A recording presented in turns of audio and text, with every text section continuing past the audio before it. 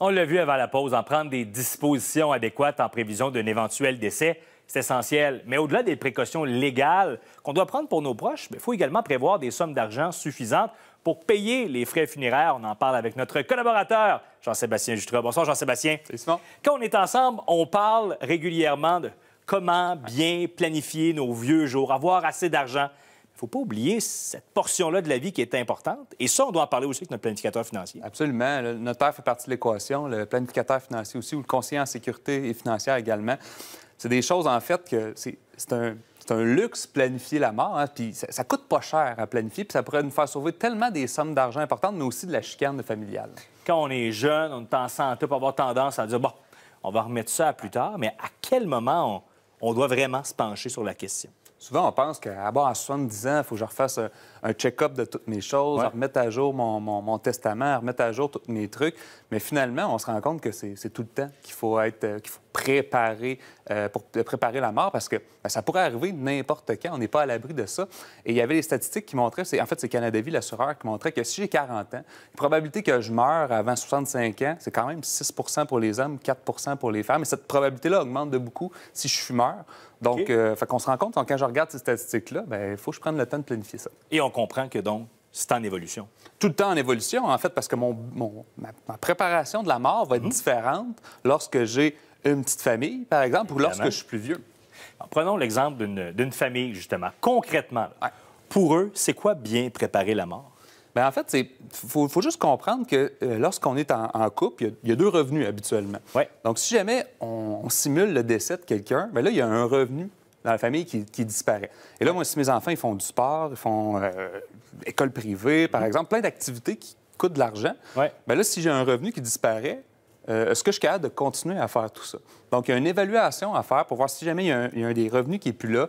C'est quoi la somme d'argent que je vais avoir besoin pour maintenir ce palier? Il y a des gens qui sont capables de s'auto-assurer, sauf que ce n'est pas le cas de la majorité des gens au Québec. Parce qu'on comprend que lorsqu'on a un rythme de vie, on dépense aussi pour ce rythme de vie-là. Mais lorsqu'on arrive à la question, jeune famille, en tant que conseiller financier, on amène la question. Le couple réagit comment? C'est sûr que c'est jamais le plaisant parler de la mort, en fait, de mettre un montant aussi sur quelqu'un. Hein, tu sais, dire, il va falloir s'assurer pour 1 million, 2 millions, 500 000 tout dépendant les revenus.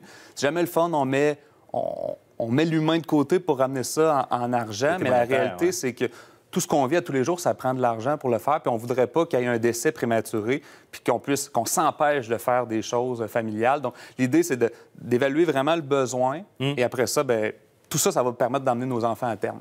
Est-ce que c'est moins tabou lorsqu'on rencontre des clients plus âgés? Bien, lorsqu'on est plus âgé, c'est différent. Là, on est plus aux alentours d'un leg. C'est comment qu'on va bien léguer, surtout pour les gens un petit peu plus fortunés, comment qu'on va léguer les choses. Je voyais dernièrement, là, on va plus au niveau de la planification fiscale, quelqu'un qui avait fait lui-même son testament, ce qui n'est pas vraiment recommandé, mais il léguait ses REER à son enfant numéro 1 et léguait sa maison à son enfant numéro 2 parce qu'on a la même valeur. Mais lorsque je lègue mon REER, il y a des impôts. Lorsque je lègue ma résidence principale, il n'y en a pas. Donc là, l'idée, c'est pour quelqu'un de plus âgé, on va plus dans ce volet-là, juste voir comment on va faire bien les legs fiscalement parlant pour que ce soit intéressant pour tout le monde.